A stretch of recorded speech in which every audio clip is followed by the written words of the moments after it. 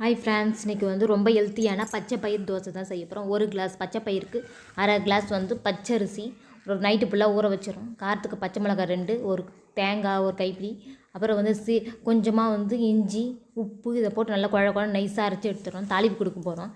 எண்ணெய், கடுகு, சீரகம், கடலப்பருப்பு, உளுத்தம்பருப்பு, அப்புறம் பொடி பொடியாக கட் பண்ண வெங்காயம், அப்புறம் வந்து நல்லா வதங்கிக்கிட்டோம். அப்புறம் வந்து முருங்கைக்கீரையும் போட்டு நல்லா வதக்கிடுங்க. நல்லா கோல்டன் ப்ரௌனாக வரட்டும். இந்த மாவில் வந்து நல்லா கலந்து விட்டுருங்க. உப்பு உங்களுக்கு தேவையான அளவு நீங்கள் போட்டுடுங்க. இதை நல்லா மாவை நல்லா கலந்துக்குங்க. தண்ணி வேணால் கொஞ்சமாக தோசை பாத்திரத்துக்கு ஊற்றுற மாதிரி நீங்கள் கலந்துக்குங்க. அப்புறம் வந்து தோசைக்கல்லை வந்து ஹீட் பண்ணுங்கள். கொஞ்சம் நேரம் ஹீட் பண்ணிட்டு எண்ணெயை வச்சு தேய்ச்சிட்டு ஒரு கரண்டி எடுத்து ஊற்றுங்க. அப்படியே லோ ஃப்ளேம்லேயே வச்சு வேக வைங்க. ஒரு தட்டு போட்டு மூடுங்க. சூப்பராக வெந்து வரும். செம்ம டேஸ்டியாக இருக்கும். இதை மாதிரி நீங்களும் ட்ரை பண்ணுங்கள். ரொம்ப ஹெல்த்தியானது, ஒரு ப்ரோட்டீன். மாவு புளிக்க வைக்கவே தேவையில்லை, உடனே சட்டுன்னு சுட்டுடலாம். உங்களுக்கும் ரொம்ப பிடிக்கும். இது மாதிரி ட்ரை பண்ணுங்கப்பா.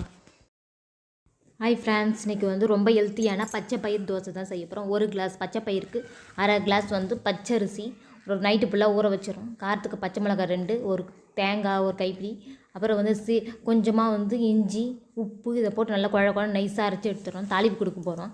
எண்ணெய், கடுகு, சீரகம், கடலப்பருப்பு, உளுத்தம்பருப்பு, அப்புறம் பொடி பொடியாக கட் பண்ண வெங்காயம், அப்புறம் வந்து நல்லா வதங்கிக்கிட்டோம்.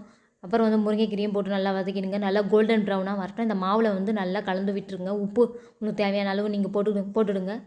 இதை நல்லா மாவை நல்லா கலந்துக்குங்க. தண்ணி வேணால் கொஞ்சமாக தோசை பாத்திரத்துக்கு ஊற்றுற மாதிரி நீங்கள் கலந்துக்குங்க. அப்புறம் வந்து தோசைக்கல்லை வந்து ஹீட் பண்ணுங்கள். கொஞ்சம் நேரம் ஹீட் பண்ணிட்டு எண்ணெயை வச்சு தேய்ச்சிட்டு ஒரு கரண்டி எடுத்து ஊற்றுங்க.